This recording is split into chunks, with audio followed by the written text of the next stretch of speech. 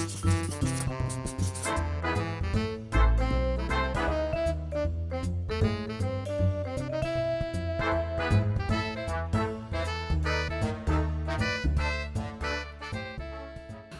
this is Dave and welcome to the Table, a series of videos where I review and discuss various board and card games, looking at them from a family perspective. And today we're going to be taking a look at a project that's currently on Kickstarter called Project Dreamscape, designed by Sarah and Will Reed and published by Undyne Studios. Now, in Project Dreamscape, 2 to 4 players are going to be participants in this experiment to control dreams, and we're going to be working to control dreams and have similar types and collecting these dream cards in an attempt to chain them together to score points. Now, there's a lot of strategy involved in manipulating our dreams. Let's take a look at the game, how it's played, and I'll come back and I'll give you my thoughts. Okay, here I have Project Dreamscape set up for 2 players, and this is a very nice prototype version of this game, and it may or may not reflect the final product that you're going to be receiving. But what it is 52 cards that make up what's called the sleep deck, and both sides of the cards are going to be utilized during this game. The back side here with the Z's on them are called Z cards, and they will be used as currency during this game. And the face-up cards here are called dream cards, each one having 2 different types of dreams with associated actions that are on there.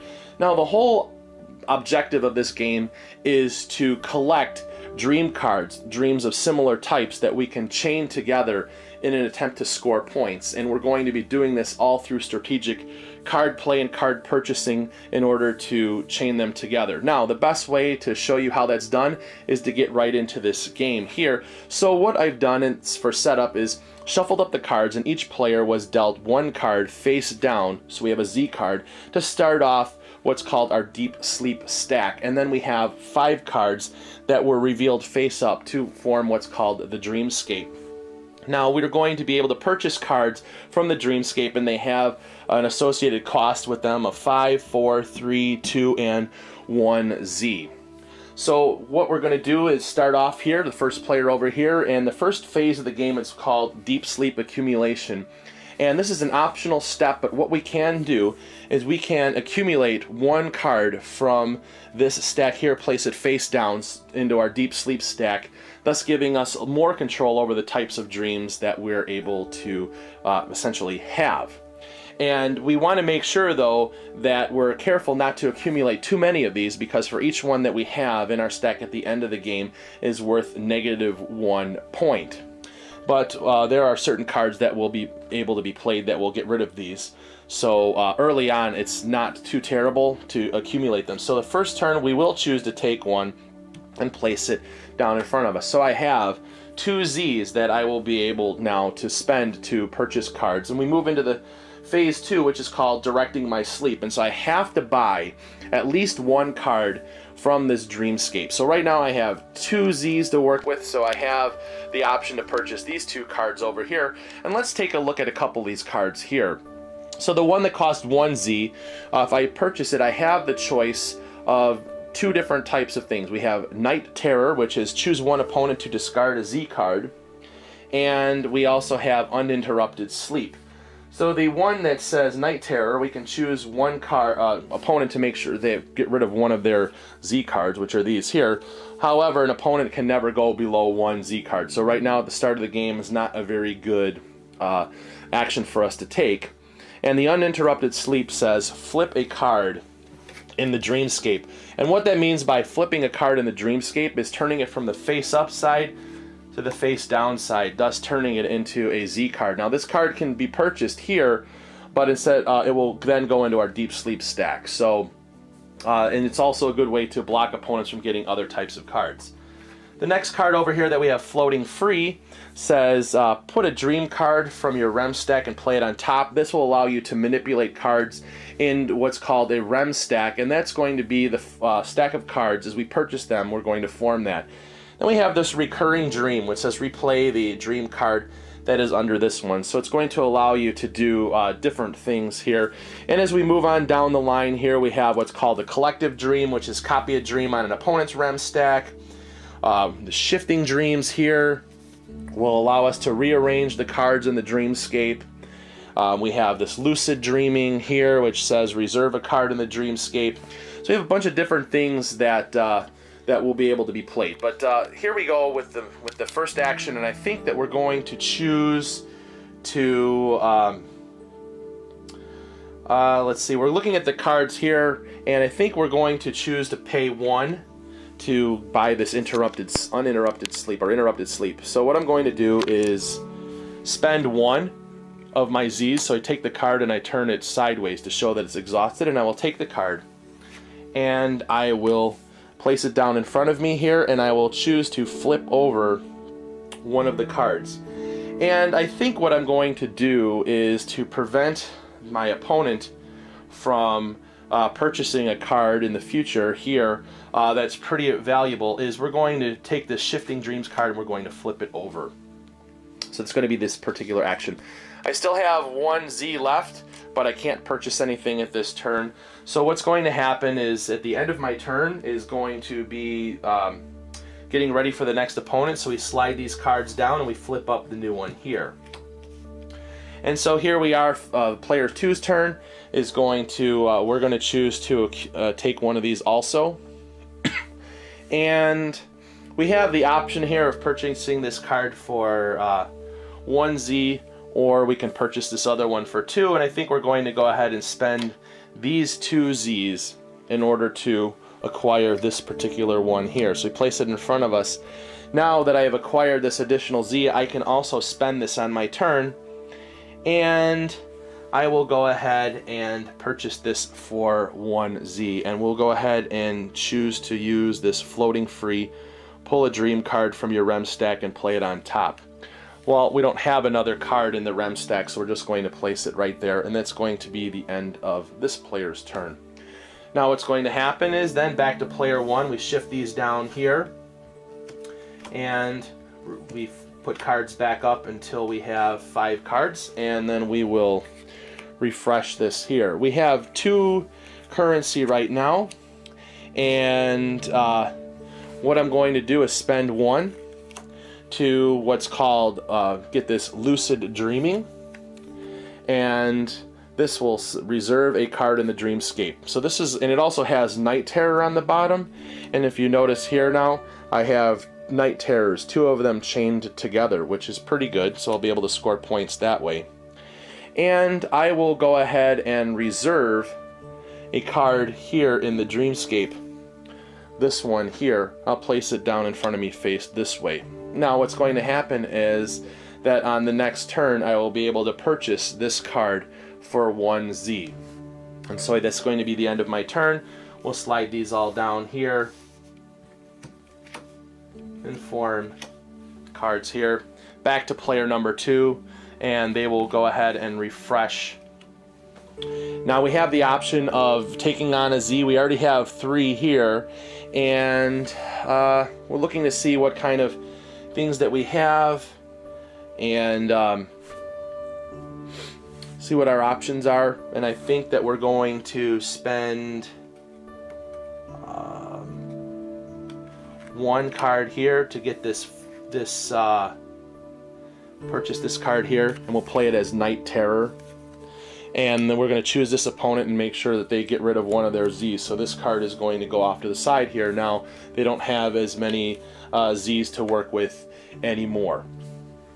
And so we purchased that 1 card. I still have 2 left. If I wanted to, I can spend 2, which I will go ahead and do. And we will see that they're trying to build a chain of cards with Night Terror, and to prevent them from doing that, we're going to flip this one over here to stop them from doing that, and that'll be that player's turn. And back here at the end of the turn, we're going to flip these cards over and go back up to 5 cards here. And starting at the player's turn here, we will choose to take a card from the Z stack if we want to, which we will.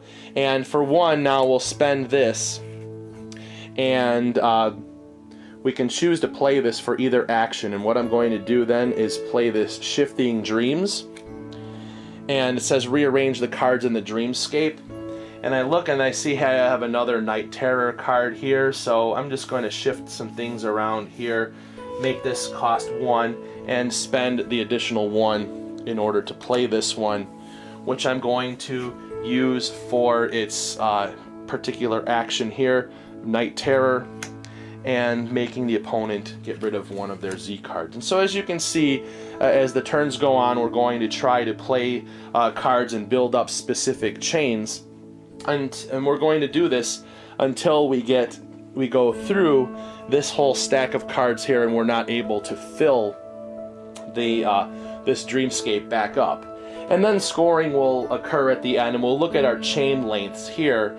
And as you can see, this one happens to have 4. So we have 1, 2, 3, 4. So they go across and then on an angle. We have 4 of them in a row. And that was going to be worth 6 points. And then we would have, if the game were to end right now, and then I would have -2 points for these cards here for my Z stack. And so we're going to do this in the different types of dreams, and if you notice that once the cards go in these particular stack, I was not able to change the order, so you're going to want to watch as to how you're acquiring cards and putting them in specific order. But that's how you play Project Dreamscape. Alright, so there's Project Dreamscape, and for a game that only involves 52 cards, there is a lot to talk about. And let me start off with talking about the theme of this game, because I think it's really cool and it's unique. And I like the idea of these scientists who built this experimental machine, that there are participants that come in to use this, that it allows them to use their mind to control their dreams. And it translates into the game as whoever has the strongest mind will be able to control the dreams and have the same types of ones over and over and over. And that translates into the game as being able to score more points. And so thematically, I think that it's cool and it works. And there are other things that are associated with the game thematically support it, having the Z cards here and calling it the deep sleep stack and the REM stack and the Dreamscape and the sleep deck, and everything just kind of goes along with the game and makes it thematically come together. And let me talk about the artwork and the components. First of all, I really like the artwork. I think it's cool and cartoony. It's got nice bright colors to it, and it really has this sense of dreaminess to it. And so I think that lends into the theme of the game. And then component-wise, you know, for 52 cards, I like the fact that they decided to make use of both sides of the cards. So you're using the back side here as a currency, and then on the front side, 2 associated types of actions to go with it. So they took a lot of stuff, condensed it down into something that you can slip into your pocket. So I think that's really, really good use of components, and there was some thought that was put into it. Now we're going to get into the gameplay. And this is an interesting game, because honestly, the first time that I played this game, I wasn't sure if this was going to be something for me or not. I played through it, and I didn't quite get it, and I was a little disappointed with it. I thought, oh, this is going to be kind of cool, and then it just kind of seemed to fall flat for me.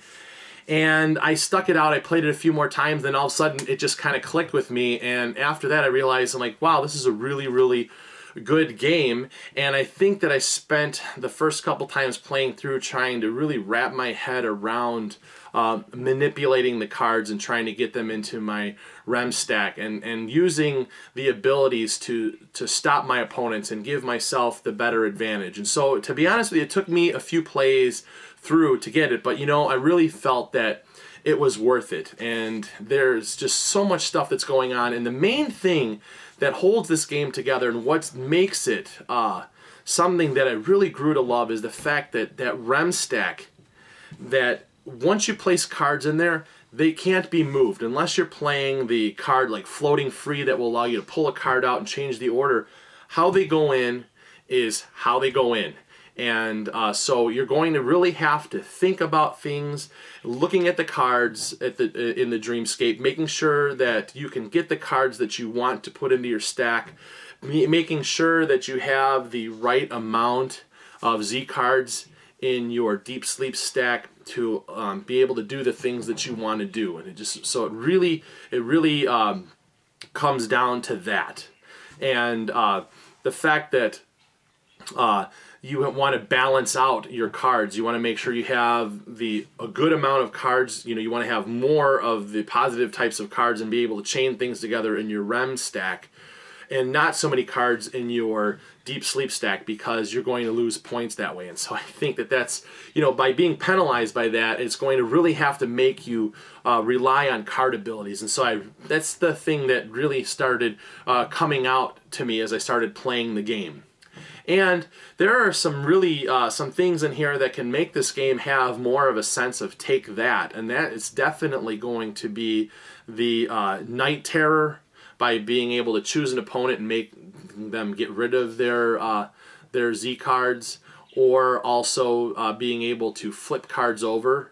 So you have a couple of things that you can manipulate to harm your opponent. Also being able to shift the Dreamscape and being able to rearrange cards. You can make something that your opponent wants, move it all the way up to make it real expensive for them where they're not going to be able to afford it. So you've got this whole take that aspect in there, and the game kind of falls under, I don't really know if I can call this like a hand management. I just want to call this more of a deck manipulation game is what I would probably tag this one as, but I really, really like it. I think there's a lot of strategy that's involved in this game. Now, looking at this game from a family perspective, and why would you want to back a project like this and add a game like this into your library? Because really this game is going to make you have to look at things very, very closely and make decisions. And every time that you have to do something, you have choices to make, and it's not just one simple choice. You're looking at cards, you're looking at multiple choices, you're looking at, do I want a specific action for now? Do I want to get a certain card to chain in my REM stack? And so there's so many different decisions to make, and so it's really going to have to choose, make your brain have to work. What's the best option? What's the best option? Turn after turn after turn. What's the best choice that I can make? And sometimes, that when you're trying to make a decision, it's not going to be so easy, especially further on into the game. And with multiple players, it becomes more challenging. But it's really going to give your mind that exercise of trying to make the best decision on how to best play the cards, making the choice and choosing the actions. Playing this game, playing with two players, it's very, very head-to-head, more so of the take that aspect. I mean, you can really, really start pounding on your opponent, and especially if you're trying to chain cards, or you have a way to start accumulating a lot of these Night Terror cards, you can wipe out their ability to get the cards that they want. And you can, if you're playing them over and over and over, or pulling cards where you can play that up, you can really pin down your opponent. And so playing two players, it can be pretty ruthless. So playing with 3 or 4 players, you can kind of share that around a little bit. How much you're going to be able to abuse people, but just the way that you can play these different combos and stuff like that with 2 players, it's more of a direct confrontational game. Whereas with 3 or 4 players, there's more of a sense of balanced competition. You're not really pounding on each other. So, but it plays well for all of the various types of groups. So for me, like I said, this is a game that I had to grow to like it. I played it a few times. I wasn't really sure, but I'm glad that I stuck it out. It's got some really cool, interesting mechanics to it, and it plays very, very quickly. And so if that's something that you're interested in, if you're interested in a game that's got a lot of options for playing your cards and you really have to think about it, and it only comes in a 52 card deck that you can play in about 30 minutes, then this is a project that you might want to consider backing. So if you are interested in supporting the project on Kickstarter for Project Dreamscape, I'll have the information in the video description below. You can go ahead and click on that and show them your support. Alright, that's it for now, and join me again next time as we take a look at another game and we see how it makes it to the table. Bye-bye.